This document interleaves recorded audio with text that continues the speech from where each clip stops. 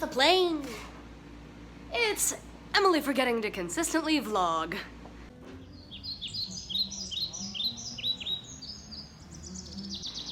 Hey there, internet! Welcome back to my channel. Can y'all even hear me over this air conditioner? Jesus, I don't know. We're gonna find out in editing.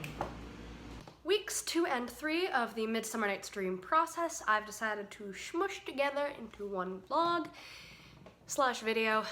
As you'll see in the coming clips, it was a bit of a 2 weeks. It was intense. But the process must go on, so let's get into this week's video. We are jumping into week 1 of rehearsals, and this week's book work got canceled, so I have more time to work on other side projects and stuff. One of my side jobs is walking dogs, and I am with a doggo today. Her name is Agnes, and I would die for her. She is so good. So good. Since we don't have rehearsal this week, that means today and other days this week is going to involve a lot of just getting to learn lines on my own, working on side projects like I said, walking sweet doggos like Agnes, and trying to find that balance. That's something I've really struggled with in this first year post-college as an actor, is that balance between work life, like day job work life, between that and work life, acting work life, with making time for friends, with working on other side projects, and finding time for it all. It's pretty easy for me to put all my focus into one thing, because for the first 23 years of my life, that's all I had to do with school. But now I'm not in school, and now I have 2 jobs, my day job and acting. And it's not always going to be easy, and there's going to be some weeks where that balance is definitely not balanced, but this week it's a little easier. Plus, I don't have as many shifts this week, so I'll get a little more acting work in. Just getting home from a 7-hour shift. I'd love to be able to say that I'm gonna kick my shoes off, get into bed, and work on my lines, but one of the few things I am good about with balance so far, I know I talked about that earlier in part of my vlogging clips, is, hold on, there we go. Part of balance I am good at so far is knowing my limits to an extent, and knowing when I need to just take some me time. And I'm very tired, and I could use some me time. So I think, sorry about that, loud noise, I think it is time for me to sit back, kick my dang shoes off, and watch some YouTube or Netflix or something just mindless and good. Long day.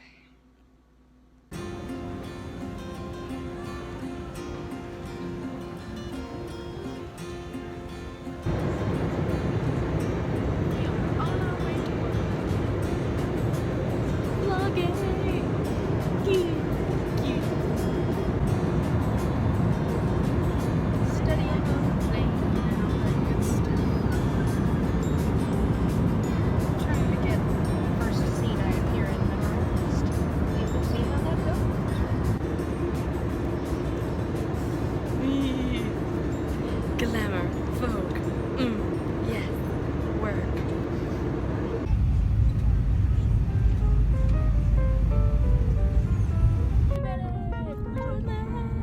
Portland. Thank you, Portland.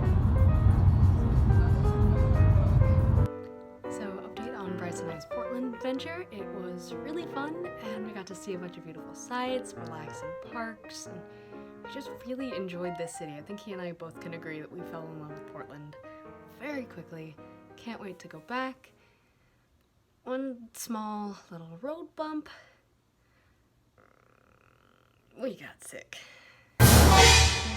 Literally 20 minutes before we were meant to board the plane, your girl got knocked down on her butt by a stomach bug of some kind. My cousin had it a few weeks ago, so we're assuming that's what happened. He caught it once we got back to my aunt's house, because luckily she lives really close to the airport as well. So she was able to come get us. We rebooked our flight. Everything's cool. Still don't feel great, but I'm not expelling fluids, as it were, anymore, so that's good. Yeah, he and I are starting to feel a lot better, even if our stomachs are still a little fighty. So we will be heading home tonight to get back to LA. Okay, it's week 4 now, wow, of the process. This afternoon I've been walking a bunch of dogs and getting all this errands and shenanigans done. Got a couple more hours before I head off to rehearsal for our very first blocking day, which will be really exciting. Whew, sweet Lord, it's hot in LA still. Jesus. I didn't used to be this susceptible to heat. Am I the only one that's been getting more heat ravaged, or is that just me? Let me know in the comments below. And there you have it. That's kind of the extent of my vlogging these past 2 weeks. I know it's not nearly as much as I need to technically qualify this series as a vlog, and it's not nearly as much as I wanted to film, but in all honesty, I felt bad.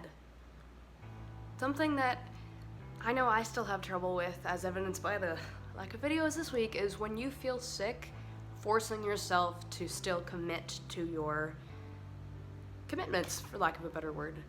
I really had a hard time getting myself to sit down and study my lines and go over my scenes, because in week 2 it was a lot of me expelling toxins, shall we say, via the stomach bug, and week 3 I just felt so physically achy and bad that, to put it bluntly, I didn't want to.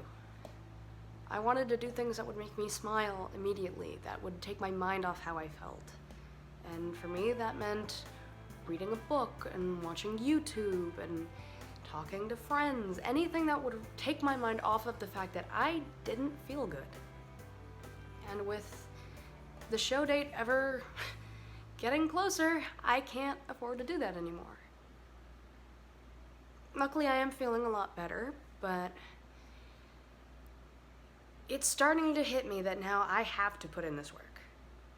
To anybody else watching who's in a similar boat of taking on their first Shakespeare show, this is not the kind of show you can put off learning until Tech Week. Not that I would. Please don't do that. It will stress you out so hard and make your director hate you.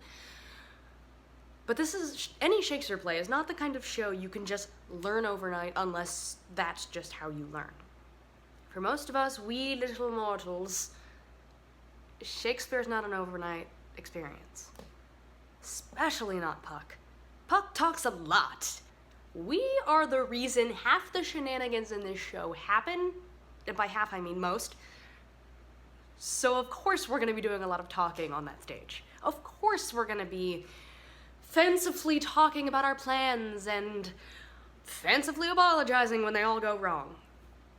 Which means you gotta dedicate a lot of book time to just sitting down and reading and speaking it aloud and going over things with people, with yourself, over and over and over again. You have to dedicate the time to Shakespeare as an actor.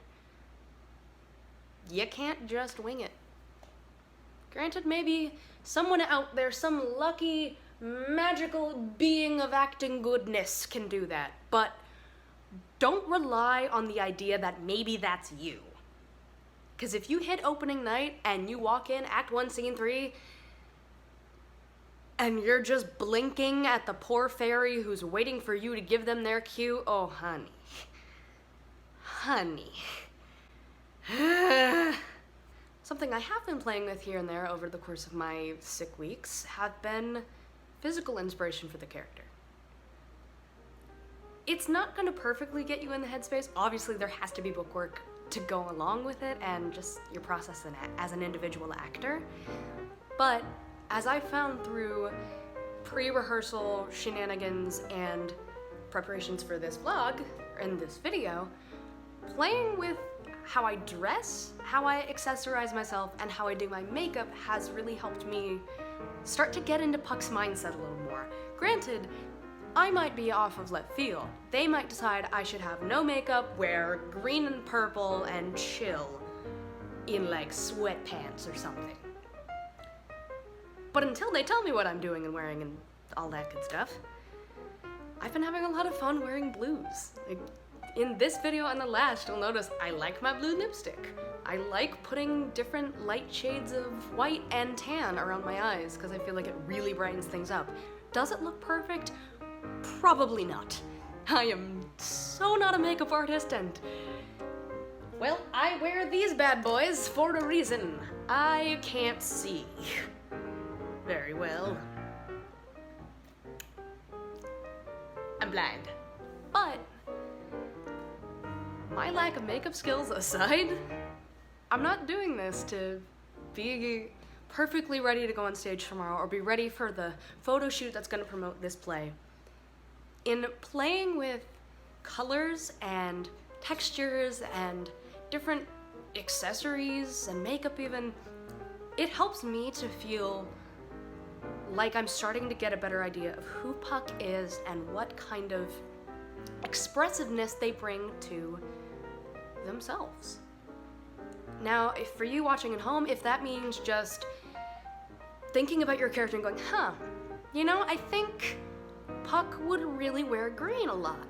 Or I think Lysander only wears pink shirts on Tuesday, right? If that's what you feel, then wear your pink shirts on Tuesday. Wear a lot of green. If it helps you with your process, then who is anybody else to judge? Me wearing blue lipstick helps me feel a little more puckish. That might not work for every Puck out there. For some other Puck, it might be neon rainbow boots that make them feel more like Puck. In which case, party on, you delightful sprite. I want to see those boots and possibly borrow them. Don't be afraid to explore your character in your own way. Every version of every character in every play is gonna be a little different. What I bring to Puck might be vastly different than what you bring to Puck in your next production. And that's okay, and that's awesome. It should be that way.